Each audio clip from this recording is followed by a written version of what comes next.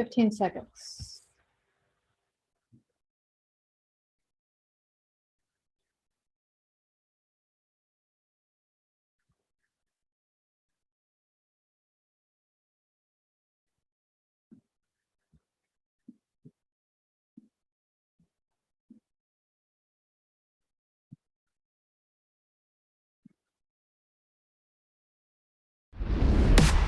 We welcome Daniel Burrus, who is considered one of the world's leading technology forecasters and disruptive innovation experts. Over the past 30 years, he has established a worldwide reputation for his exceptional record of accurately predicting the future of technological change and its direct impact on the business world. He is a strategic advisor to executives from Fortune 500 companies, handpicked by LinkedIn as one of their first influencers, now with over 1 million global followers, given over 3,000 keynote speeches, and is the author of 7 books, including the New York Times bestseller, Flash Foresight, and his latest bestseller, The Anticipatory Organization. Burrus is a highly innovative entrepreneur who has founded 6 businesses, 4 of which were national leaders in the first year. He has been referred to by the New York Times as one of the top 3 business gurus in the highest demand. Ladies and gentlemen, please welcome Daniel Burrus.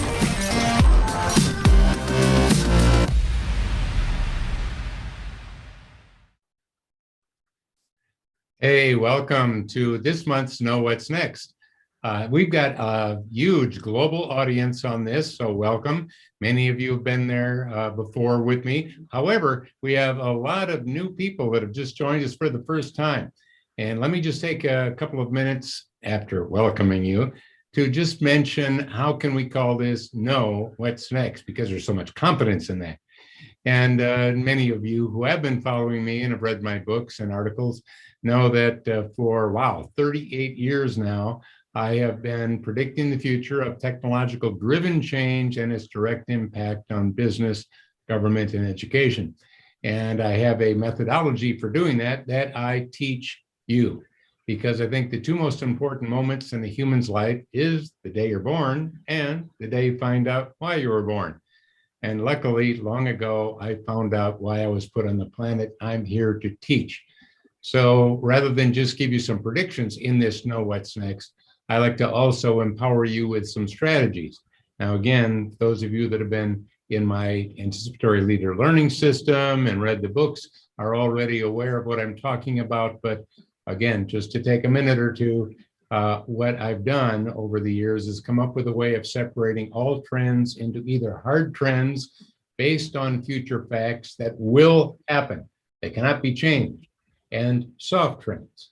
And soft trends are based on an assumption that may or may not happen. Now, it might be highly likely, but it isn't a future fact. And the advantage of a soft trend, hey, if you don't like it, you can change it. That's the opportunity of soft trends.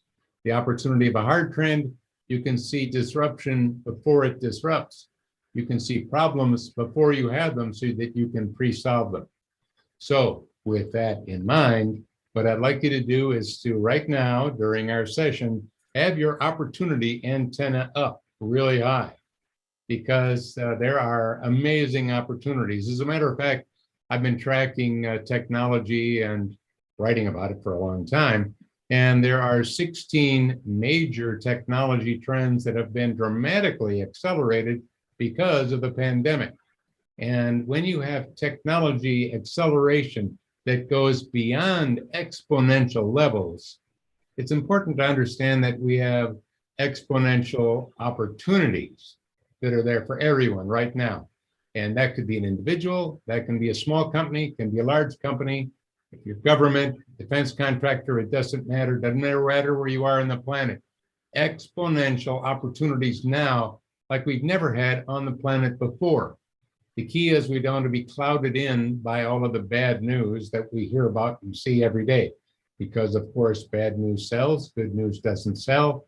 And if there is no bad news, they give you the anniversary of bad news. That creates the fog, keeping you from knowing what's next. So what I'm going to do now is kind of help you to blow away the fog and see that mountain of amazing exponential opportunity that's in front of you right now. What I love to do, and one of the things I love, is that nothing is perfect. Oh, I love that. And perfection is impossible. Oh, I love that. That's why the future and the present needs you and I, because everything can be made better. Everything can be made better. Maybe some of you might remember long ago, to get into a can, you needed a can opener. And the other tool was, of course, a opener that went like this. So it was a bottle opener and a can opener. The problem was you had to remember to bring your opener or you couldn't get into the can, until someone came up with a better idea and said, wait a minute, what if we had a little push top thing that pulls in and you tear it off? Now you're in the can and you don't have to worry about remembering to bring something. By the way, that person made millions of dollars. That company did really well that came up with that. But the problem is that created a lot of pollution. People just throw those pieces away, and they were sharp. You get cut on them, especially if you stepped on them. So, because nothing is perfect, someone came and said, wait a minute, how about a push-in tab for that can that you don't throw away? You just open it up and push it in, and then you can drink your beer or your soda or whatever it is you're trying to drink. By the way, that person made millions of dollars. That company did very well. But of course, that's not perfect either. Matter of fact, if you got long fingernails, you can break them off trying to grab that little thing that you can push in. My point is, there'll be a better way. There's a better way to do everything. So one of the ways of looking for exponential opportunities, and then I'll give you some things that you know will happen next, but I want you to create those things that are happening next in your own life by looking at opportunities. So I like to look for errors. Are you getting high errors? Errors and defects cause a lot of problems. As a matter of fact, if you look at manufacturing, whether you're a large or a small manufacturer or operation, defects, that's the latest statistic, can cause between 15 and 20% of lost profitability. Now, if you know what's next, what did Google just do? They are opening a new cloud-based service, and it is using vision technology and AI to help manufacturers to detect problems and solve them quickly. So again, that's something that's new. And if you are a manufacturer, you're in distribution or anything like that, where that kind of a system can help you, take a look. There's also a company, a smaller company called Zebra Technologies that is introducing some really great vision processing that I want you to check out. So look at Zebra Technologies and see how their vision systems can also help you. So it isn't just the big companies like Google that are introducing something new. It's also something game-changing coming from smaller ones. And again, Zebra isn't exactly small, but compared to a Google, it would be. Hey, Google's doing something else that's kind of interesting. I've got to keep that opportunity antenna up. They're going against the curve of retail operations closing down. Because during the pandemic, we had 12,200 retail operations closed down in 2020 during the pandemic. Had to make sense. So what's Google doing? They're opening their first store, their first retail store. Google, a retail store? Whoa, what are they doing? Well, there's a lot of companies that are now opening retail stores rather than closing retail stores because they realize it's a way of extending their brand, helping people to know, in Google's case, we're humans. We're not just a machine that you type in and get a search result. And we have people that are experts. And we have a customer experience that we can give you that shows you what you can do with, for example, they've got a virtual museum and some other really cool things that are going to be in these stores. Well, if you can do cool things in a store and have humans that can answer questions and things that you really can't do online with humans that are there to help and are knowledgeable, you know what? You're going to get people going in that store. Plus, there's the curiosity. Let's take Warby Parker, who sells glasses. They had online glasses, and that's all they did, e-commerce, until a couple years ago, when they bucked the trend of closing, and they decided to open retail outlets. Yeah, by the way, how many did they open? 140 of them. That was in a 2-year period. And what are they opening in 2020? 35 new ones. They're not stopping. They don't see retail as something of the past. They see it something of the future. And what they've noticed is that 97% of the people that are buying their products are actually going in their retail stores, talking to an expert, getting an opinion. Do you like these glasses, or do you like these, or do you like these? And getting somebody who knows about glasses and faces, because that's part of their expertise, to find some really good ones. And then most of them, over 85%, go home and purchase. They don't buy them in the store, but the company doesn't care, because what they're doing is they're finding some touch points, giving you some expertise, letting you fall in love with the product, letting you see how great the product is. Maybe while you're there, you're going to get an eye exam. Ooh, that's another little profit center. A lot of that happens because, has your vision changed? Do you think you might need a progressive lens? Do you want lenses that change when you go outside or not? You were just thinking of getting glasses, but you didn't think about that as an option. See, it does help to have somebody that can help you out. So we have Ralph Lauren. Hey, they're doing something interesting. They're applying one of the principles that I teach in my anticipatory leader learning system, as well as in my books, and they're doing an opposite, because opposites work better. Their new retail outlets will have no merchandise. Whew. They don't have anything. They got no merchandise. What do they have? Experts that help you design your dream outfit, and then they create it for you.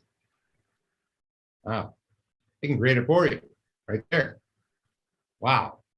Now, depending on what your dream outfit is, they may not be able to give it to you immediately. 3D printers can't do that yet, but they can design it. They can make it perfectly fit. They can help you to figure out what it is that you really want, help you refine your ideas and your concepts, help you to take your dream and elevate your dream, because this is a high-end brand that is trying to do what? Go higher. They're realizing that customization is good, but what's better than customization? Personalization. So instead of having, here are some great suits, here are some great dresses, here's some great slacks, and these are all these great products just for you. It's no, actually, we're going to design it with you in mind right now, and then deliver it as a one-time deal. Wow, I like that too, because it's really about experiential commerce. Yeah, know what's next? That's the title of this. So what's next? Experiential commerce. So when we're going into a store, if we could do what we do in a regular store, why are we, or online, let's say, why would you want to go into a store? And boring doesn't work anymore. That's why so many have closed. They were frankly boring. The people weren't helpful when you went in. Matter of fact, you probably knew more about what you were shopping for than they did. But the new elevated customer experience in retail makes the good old days of retail ahead of us, not behind us. And when you look at AR, all right, wow, that technology has been great. For example, let's go back to Beverly Parker. What are they doing? Well, I can be using my phone, go to their website, and try on different glasses with the camera with my face. I can take my glasses off and I can put on virtual glasses of theirs with different designs and see what I actually look like. You can do that right now. Go to their website, download the app. I've gone to Nike and a couple of the other shoe stores. And what have I been able to do? I can try on shoes. I aim the camera down at my feet, and then I try on different designs. I press on different designs and see how I like how they look on my feet. Hey, you can do that now, right now. What else could you do? What else could you do? It's open to your imagination. So if you know AI, you know AR, you know VR, and virtual, whether it's virtual or augmented, when you know all of these technologies are hard trends getting bigger, and then you realize we don't live in a technological world, we live in a human world. How can we as humans create the experiential commerce experience. And think also, remember, another concept that I teach is the both and concept. So it isn't just all online. It isn't just all in a store. It's online and in store. It's how you integrate the two that makes it magical. So the key is focusing on integrating so that one or the other is good by themselves, but how you integrate them makes it even better. And that's what retail is starting to do. I think you'll like that. Let's see, how about a few other ones? Cybersecurity, by the way, is finally starting to wake up to what I was been talking about for quite a while, and that is getting into predict and prevent rather than break and fix. So we were reacting quickly, as agile as we could. Remember, agility is reacting as quickly as you can to a problem after it happens, reacting as quickly as you can to disruption after it disrupts. And by the way, you need to be good at being agile. There's a lot of things you can't see, but in Know What's Next, we're looking at the other side of the coin, the anticipatory side. And how can we anticipate, in this case, cybersecurity breaches before they happen? How can we notice behavior changes that have high risk of getting hacked so that we know something is happening before it happens and we can block it?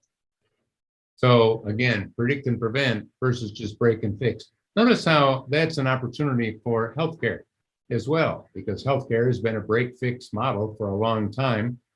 But if we can predict and prevent, we can save so much money that we can actually make money by saving money. A whole nother way to look at why we want to use apps and healthcare apps, and why Apple Watches are having EKG and measuring your heart, and all of those things, or why it'll beep you to let you know it's time to stand or it's time to even breathe, if you want to do those things. I personally like breathing, so I tend to do that. All right, how about a few others? Let's go to electric cars, electric vehicles.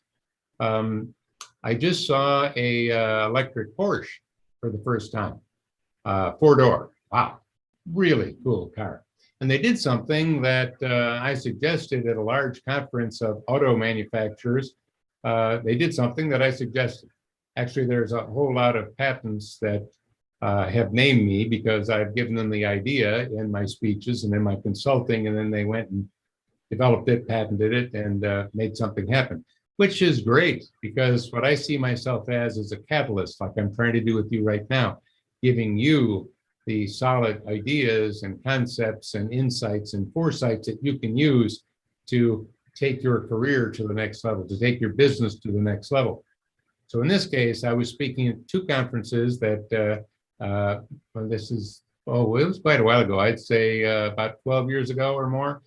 And one was to the West Coast and East manufacturing and design companies for automobiles. So this was all of the Asian manufacturers, West Coast manufacturers, distributors, and so on. And then give a same speech, but to the East Coast manufacturers and all the German and European and manufacturers on that side of the world.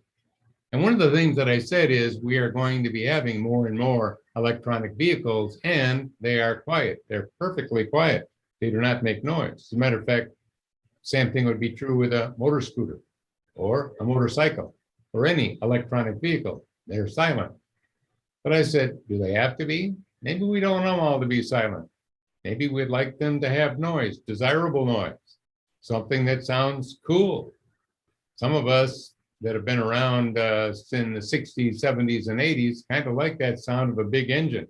Maybe we'd like that big sound, but we'd like to have it in an electronic vehicle because we like an EV.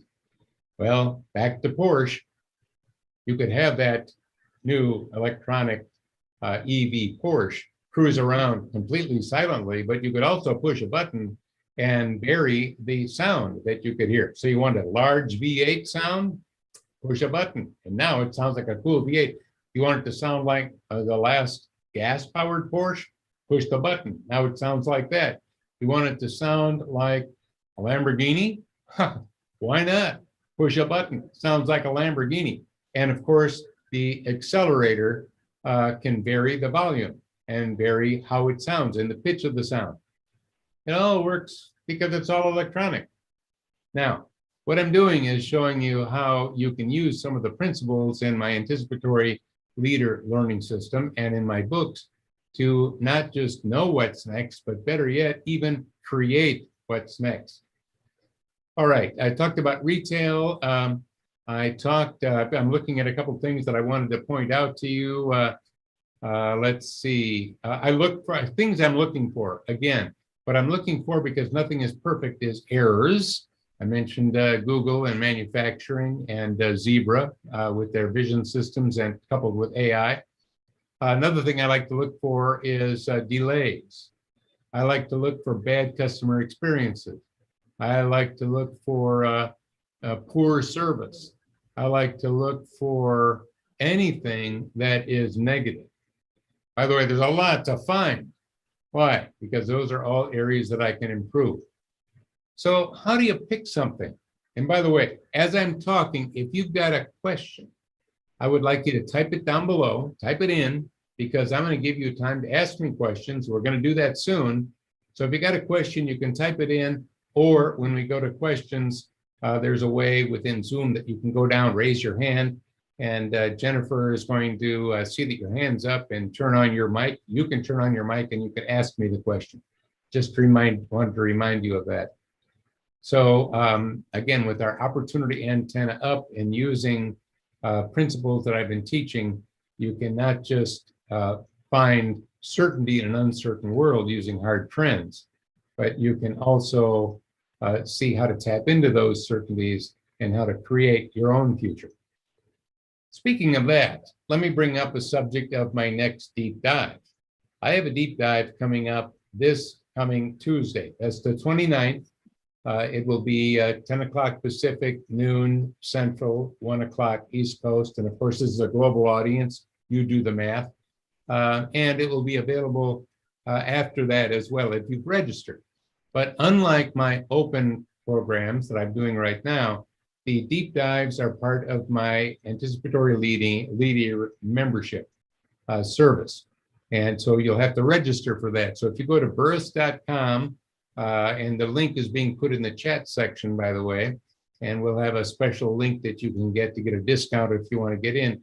You'll want to become a member of my anticipatory leader membership service, where you get my award-winning anticipatory leader learning system.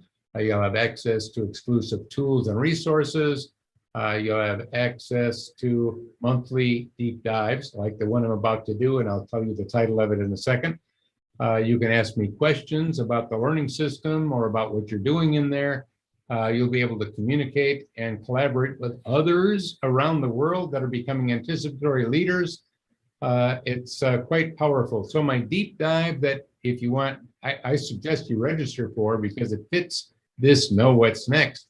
And it is about how to redefine and reinvent your career, products, services, business models, and your industry. You see, transformation and digital transformation is a hard trend. That's a future fact. How do I know that? The tools to transform are there already. Some of them are even free. We talked about a couple right now in this Know What's Next section. So digital transformation is a hard trend. It will happen. But if you look at redefining and reinventing, that's a soft trend. You have to do it. You have to take advantage of it. So are you going to transform your processes, your products, your services, your business model based on the direction the future is going? Or are you going to allow yourself to be disrupted? Well, because redefining and reinventing is part of my learning system, we're going to do a deep dive on Tuesday, getting into global best practices of how my clients of all sizes, from Fortune 50 companies to small ones and even government agencies, have redefined and reinvented in order to transform. See, the key is, how do you transform something? Well, you start by scarcity. Whoa, I didn't say abundance, I said scarcity. Let me just give you a little preview of that deep dive so you can see what I'm getting into. You see, a principle that I like to teach is Abundance brings scarcity, scarcity brings abundance. You see, if you can do anything, you can't think of what to do. If you have an abundance of things you can do, you can't think of anything. You've got to narrow it down to create a scarcity of possibilities before you can see an abundance of opportunities. So you need to pick one thing to focus on.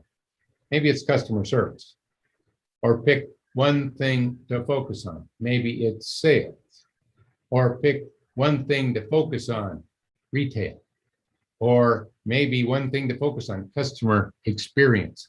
When you now, instead of having everything as a possibility and you don't know what to do, narrow it down to a scarce one thing, because the power of focus is amazing.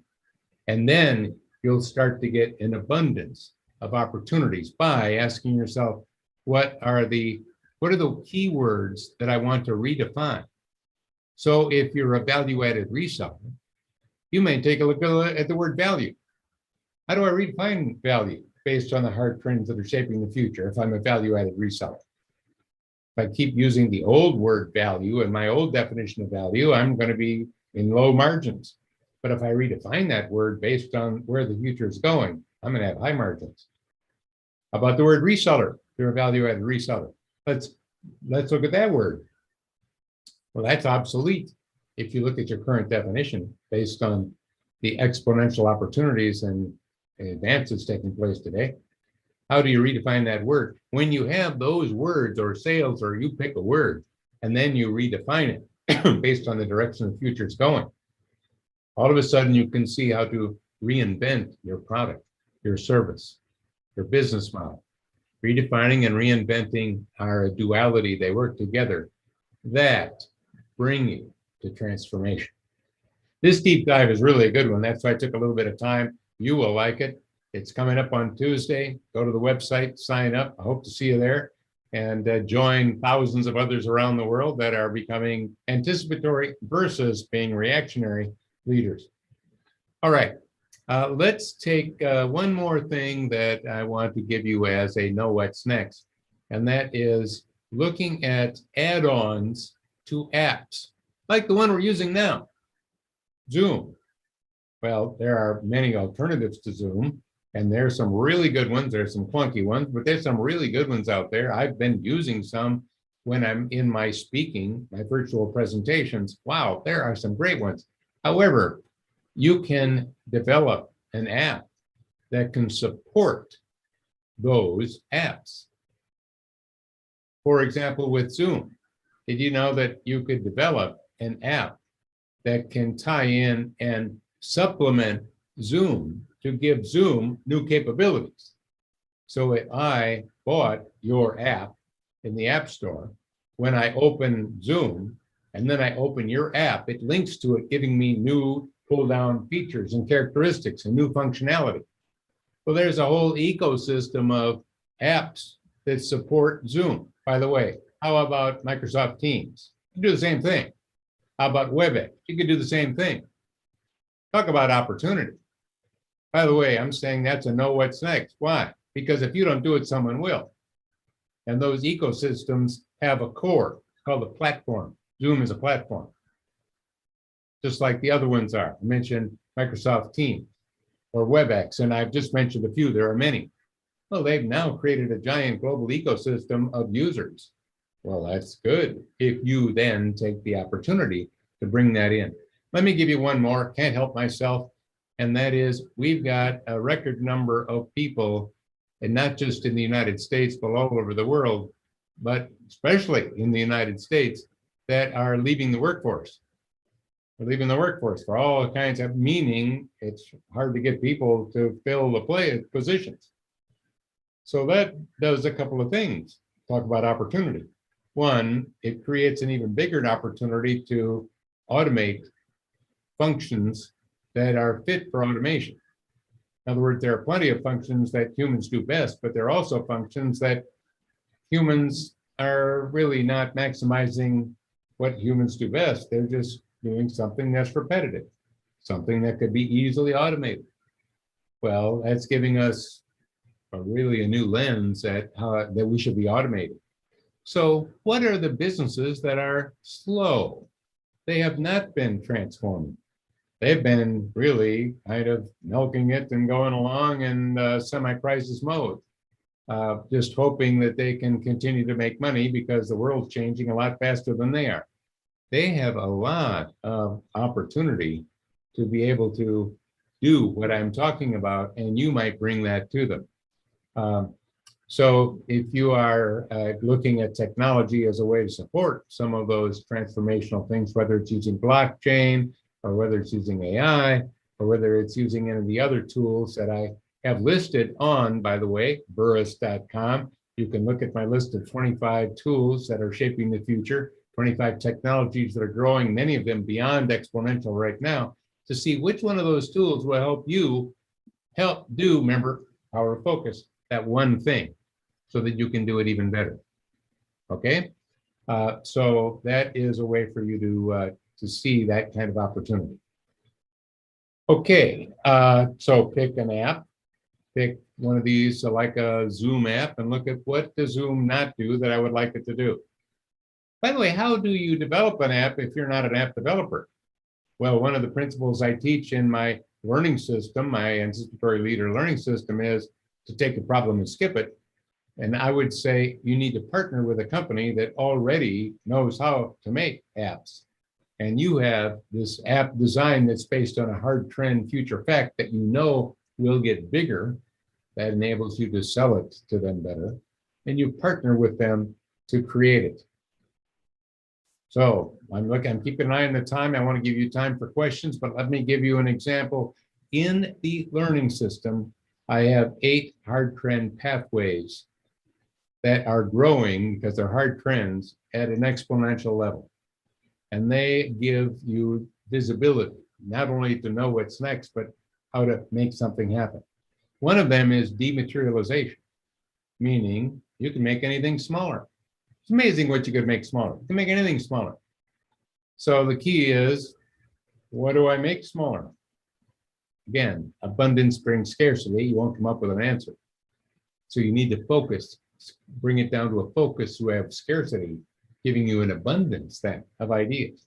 So several years ago, I was in a hospital and I noticed a surgical tool and I didn't know the answer. I just asked a question. I said, would that have more value if it was smaller? And they said, oh, yeah, it'd have a lot more value. As a matter of fact, you could get it into clinics because right now it's so big. It was the size of a trunk. The trunk's bigger than this. The trunk is like bigger than I can put my hands out because now my hands have disappeared. But a trunk is huge. All right. And they said, yeah, that would have a lot of value. And I said, well, then you should make it smaller. And they said, we're a hospital. We don't make things smaller. And I said, well, there are a lot of people who make things smaller. They don't know what to make smaller.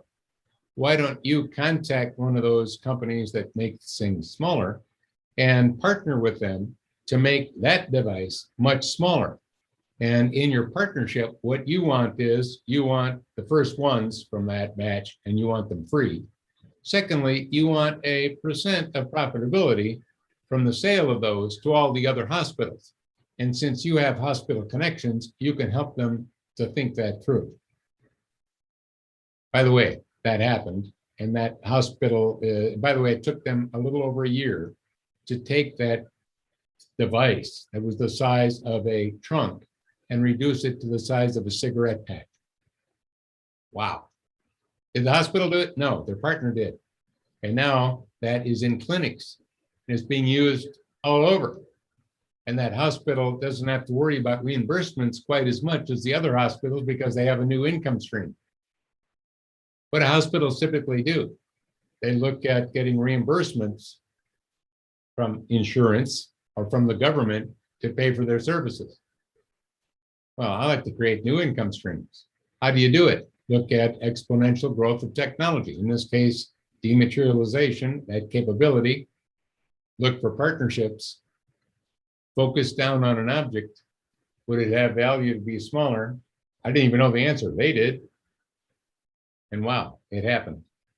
All I'm doing is helping you to see how to be a positive disruptor, creating the disruptions that need to happen to make a better future for yourself, for your family, for others, to elevate your relevance, because you're either going to be more relevant or less relevant as we go forward, to elevate your brand to make it more relevant, and to transform innovation and well, frankly, the results of all that innovation.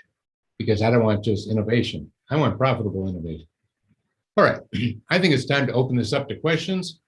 Jennifer, are there any questions? There are. Our first question comes from Ben. He says, we are looking to update and streamline our existing services. We are a small company. Is there an off-the-shelf solution that you know of that we can use to start to virtualize our processes and services? Great question, Ben. Okay, first of all, I don't like the word update, all right? Because update is a small thing. I'm going to take something and bring it up to date. Now, that's not giving you a competitive advantage. That's not helping you to transform. That's not helping you to move forward faster. That's helping you to keep up to your competitors because we got to update. So I'm picking on a word here, but I'm trying to help you to see that the words you use are powerful. And I want you to elevate the words you use. By the way, I'm covering that in the deep dive on redefining and reinventing on Tuesday. You might want to pick up on that. So what I would say is, first of all, I don't want to update. I want to transform those things, because changing something in a world of exponential growth and exponential opportunity, if you just change it, tweak it, update it, you're actually falling behind. What I want you to do is to transform it. And the thing that's great about transforming versus change is change comes to us from the outside in, forcing us to act and respond. But transformation, whether it's your processes, your services, your products, whether it's something you're doing for your life, always comes from the inside out, giving you control and allowing you to shape the future. So in this case, I'd like you to concentrate on transforming. And now, something I said earlier, I want you to apply. And that is, in your question, it was, how are we're doing all these things. How do I go about it? You've got an abundance of things that you want to, well, you were going to update them, now you're going to transform them. You got a bunch of things you need to do that too. Way too many. You need to pick one. Focus. Power of focus. Remember, scarcity brings abundance of ways of doing it. And what do you focus on? Which one should you tackle first, to not just change or update, but to indeed transform? And what I would say is pick one, after look at a number of them, look at what you want to do, narrow it down to what would have the biggest impact in the shortest amount of time. I kind of call that low-hanging fruit, because I want to do it in the least amount of time, and I want the biggest impact, because some things will have a big impact, but they might take 2 years, they might take 3 years. Some things might have a big impact and take 2 or 3 months, especially if we do it right and do a little partnering and things like that. So I'd like you to narrow it down to picking one thing and then make that happen. Because if you make one thing happen, success brings success. And all of the rest of the people in the company say, now let's start doing more of them. And you'll get a momentum going. All right, so pick one thing and focus and do some of the other things I suggested. All right, let's have another one. Okay, next question is from Daniel. How do you know if the trend you are following is stale and cold, if you are behind the trend or not? How can you beat the stock market investing on public information? Okay, well, there's a couple of different questions in there. First, there was a stock market question. We'll come back on that one. But there was an earlier question about, a trend getting cold or old. Well, first of all, one of the things I love about trends is, again, they're either a hard trend based on a future fact, or that will happen, and by the way, will accelerate and get bigger over time. And there are 3 categories of hard trends that I teach: technology, demographics, and government regulation. And you might say, well, that last one doesn't sound like one. Well, that means you haven't read my material that shows you how it does and how you can see opportunities. So if you're interested, I'm giving you a little motivation to check it out further. So if it is a soft trend, it can surely get stale. It can surely get obsolete, because soft trends are based on assumptions that may or may not happen.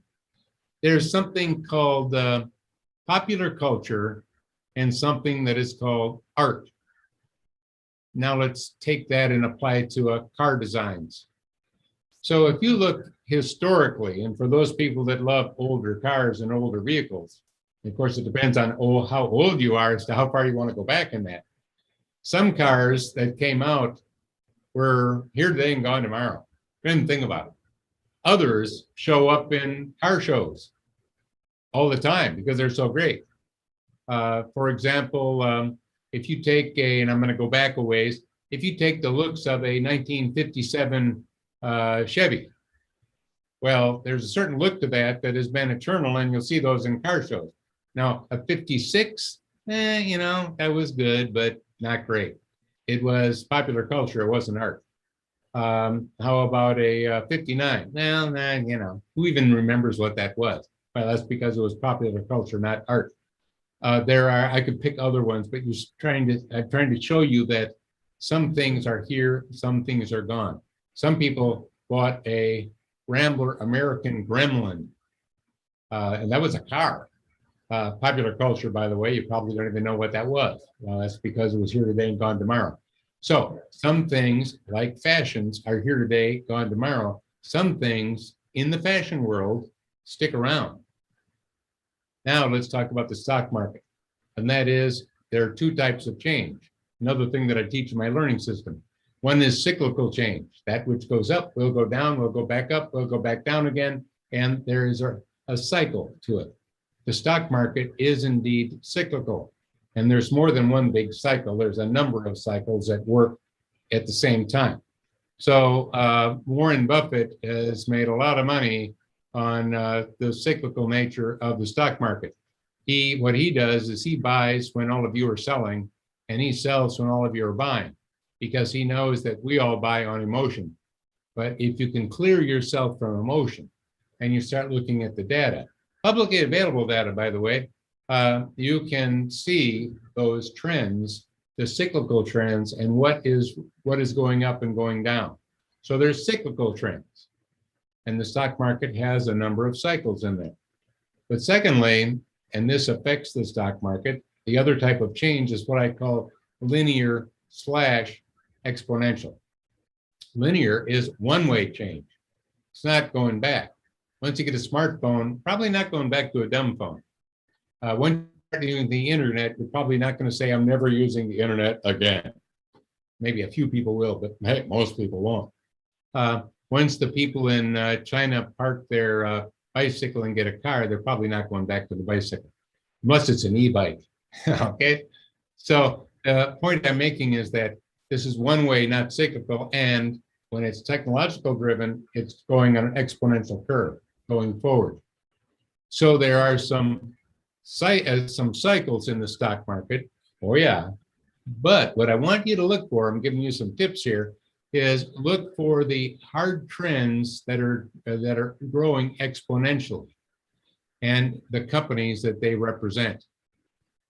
Why has Amazon done so well even during the pandemic? Matter of fact, they did better during the pandemic because we were all forced to change. And that meant we were buying online more than ever before. And now we're getting used to buying even more online. Well, Amazon likes that a lot. So when stores open up again, will we continue to buy online? Yes. However, remember, if you're doing experiential commerce, you can get people to go into stores. Why? Because there's a cycle of that. We've been locked down. We haven't been going to stores. We kind of like the shop. We kind of like the browse. We like getting some help. We like to see new things. We just want to get the heck out of our house and get into something that resembles the way it used to be, even if it's never really the way it used to be, which means there's some huge opportunities for something other than just Amazon. So if you look at Amazon, they are based on hard trends. They're disruptors, and you can see some things that they're getting into. Like, what are they doing? They're getting into the pharmacy business. They're getting into small business lending. They're getting into online grocery sales. They aren't yet. Follow it. They will be because they got fast delivery. They're getting into payment systems for smaller companies. Why? Because they can. Because we haven't put any limits on them. We haven't said, this is a new type of monopoly and we need to do something about it. So if you are seeing companies that are kind of like a legal monopoly right now, because we haven't figured out how to really regulate them yet, they probably are going to be doing pretty well, like historic monopolies that ended up getting regulated. By the way, we're probably going to end up regulating them, but again, government is kind of slow and they're reactive and they wait until the house is on fire to do anything. Of course, the house is on fire and it's not just the Amazon fire, there's a bunch of others that are burning, and they'll get around to it. So what you need to be doing is following what's going on there, keeping an eye on it, because when a new regulation happens, there's opportunities in the stock market around that. Okay, I gave a lot about the stock market. We have plenty of time for more questions. Let's get some more. Okay, next question is from Barb. What are some new cutting edge ways augmented reality and virtual reality are being used in the construction industry? Oh, wow, love that one. Well, the construction is a big area, Barb, and it covers, in a way, it covers the person that is deciding, I want to build a new neighborhood of single-family homes, or I want to build apartments, or I want to build a high-rise condo, or I want to build a new hospital. So in other words, construction covers a lot. You've got a big subject there.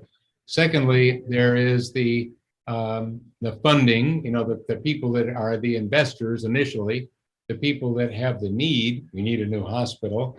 I want a new high-rise.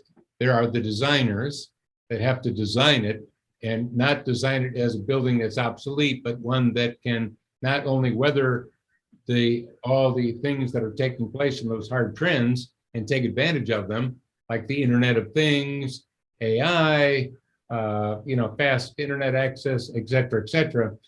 In other words, I want to see construction building change into the building change into the design, rather than having it so fixed that it was stuck the way it is and it cannot be changed, meaning it'll be obsolete soon. By the way, there's an opportunity in what I just suggested. So there are many elements to construction. All elements can be impacted by virtual reality and augmented reality. One of the ways that we can, instead of, first of all, having to own and create a company that makes virtual reality, I would like to look at a company that already is making virtual reality systems and augmented reality systems and use their hardware so that I can provide the construction software. Because in reality, there's a lot more money in the software than the hardware. And that's where you come in right now and how you can use it. So if you look at, for example, Facebook, they've got some great virtual reality goggles. They're not the only ones. There are other companies that are doing that. Some of them are meant for gaming. Yeah, those are fantastic platforms. Just don't use it for gaming. Gaming is a way to apply their hardware, but could also be applied to business. That could be a huge opportunity, not just using, for example, Facebook's virtual reality. By the way, Facebook's latest ones are extremely good. So again, it's all about software. So what do you want to virtualize? Remember, scarcity brings an abundance. Focus. Which one of those elements of construction do you want to target? Then look at virtual reality. Look at who are the customers, who's your target, what do you want to virtualize? Are you virtualizing something that would become a must-have for them?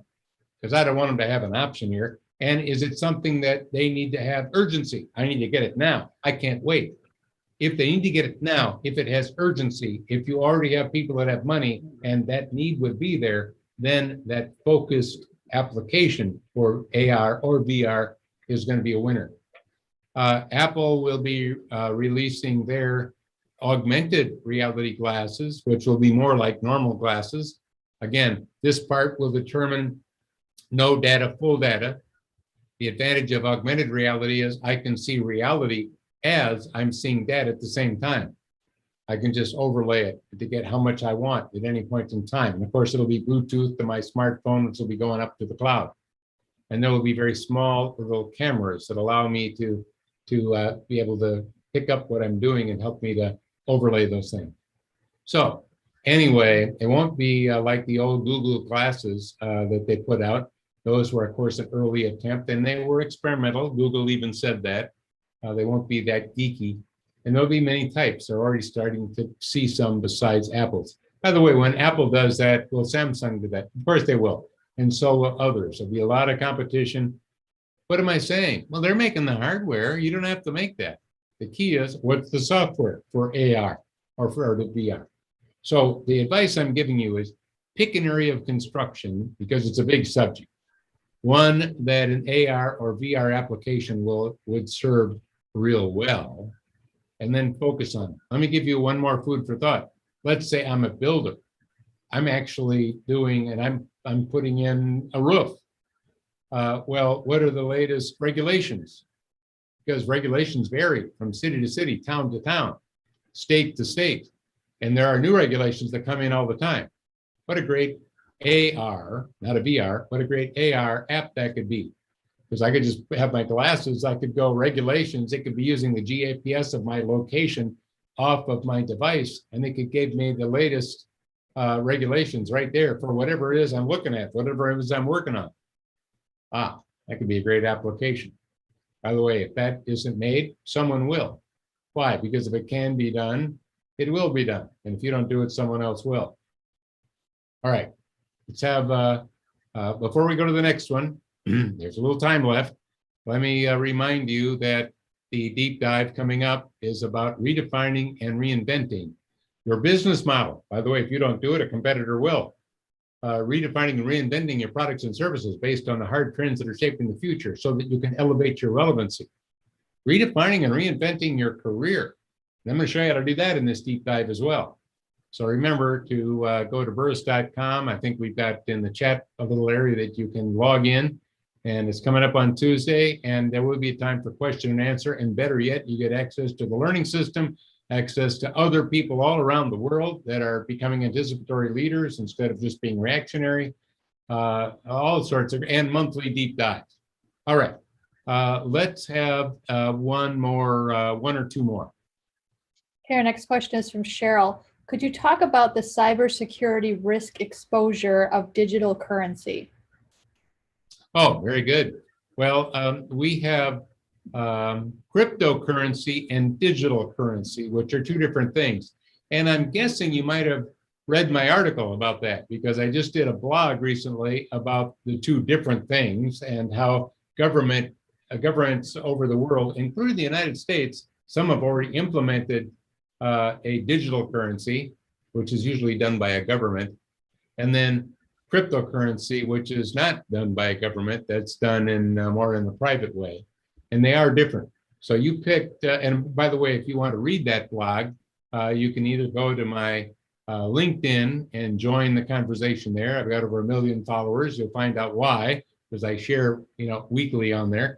Or you can go to burrus.com and find that article that I'm referring to under my blog, so you can do a search. Okay, by the way, we just put that in chat for you. Okay, coming back to cybersecurity. One of the things that both cryptocurrency and digital currency is based on is a blockchain technology. And blockchain technology gives you, it's a distributed technology that allows you to have much more heightened security, actually really good security, as well as a way to have transparency, as a way to have accountability. And when you apply that at a government level, it can be a powerful way to create, in the United States, what probably will be called the digital dollar. In China, it'll be called the digital yen. They're already experimenting with it. There are a couple of countries that are close to releasing it within this year. US is still examining it, but I'm saying, yeah, we'll end up doing that. By the way, does that get rid of paper money? No. Just like the euro, when that first came out in Europe, I predicted when that was launched that will not eliminate each country in Europe's personal money, their country's money.